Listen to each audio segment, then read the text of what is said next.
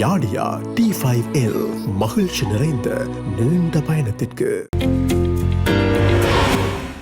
அன்பான Don TV நேயர்களுக்கு இனிய வணக்கம். மீண்டும் ஒரு கதைவழி அரைமொழி நிகழ்ச்சியினூடாக உங்களை சந்திப்பதில் மிக்க மகிழ்ச்சி. இன்று நாம் தலைவருக்கு ஒருவர் தலைவராக வேண்டுமென்றால் என்னென்ன தகுதிகள் இருக்க வேண்டும், இது ஒரு சிறிய கதையினை பார்ப்போம்.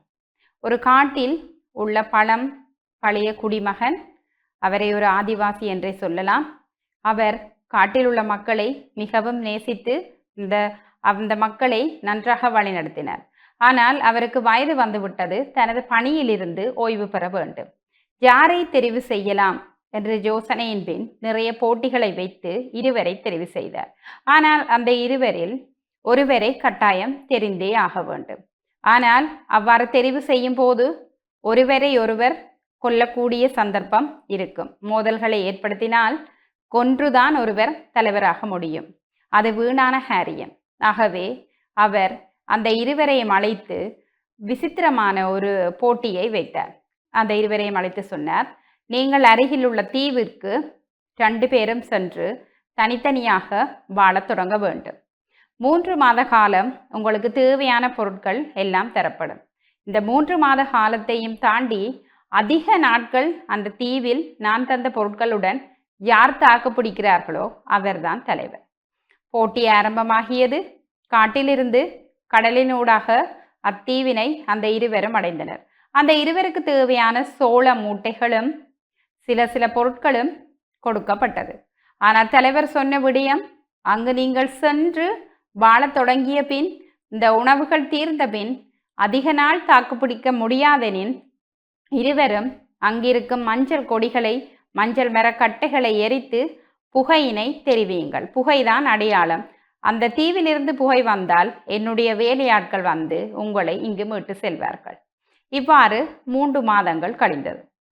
அந்த தீவில் விடப்பட்ட இருவரில் ஒருவரது பக்கத்தில் இருந்து ஒரு நாள் புகை வரத் தொடங்கியது. உடனே இந்த தலைவரின் வேலையாட்கள் சென்று அங்கு அந்த இருவரில் ஒருவரை மீட்டனர். அவர் எலும்பும் தோலுமாக காணப்பட்டார். ஆனால் மற்றவரோ வரவில்லை.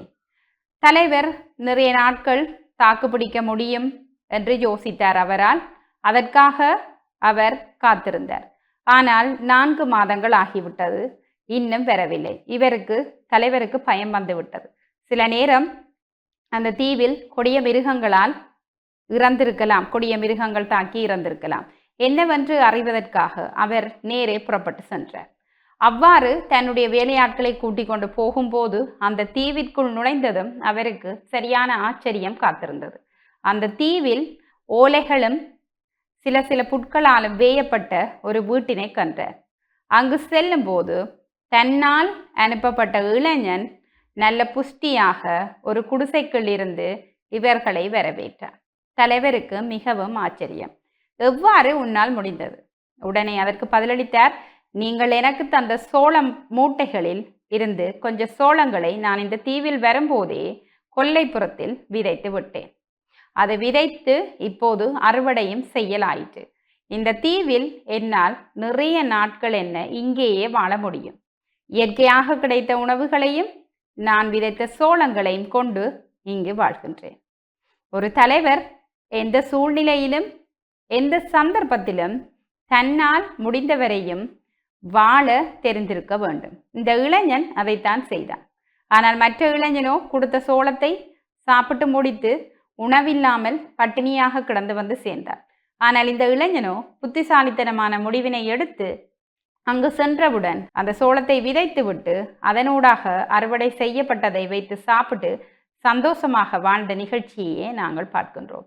இப்போது அவன் தலைவன் என்ற முடிவுக்கு வந்தாயிற்று. ஆகவே ஒரு தலைவர் என்பவர் எந்த நேரத்திலும் எவ்வித சந்தர்ப்பத்திலும் தன்னால் புத்திசாலித்தனமாக செயற்பட முடியும் என்பதை இந்த கதை காட்டுகின்றது. மீண்டும் ஒரு கதைமொழி அரைமொழி நிகழ்ச்சியினூடாக உங்களை சந்திக்கும் வரை அன்புடன் ஜீவனா. நன்றி, வணக்கம்.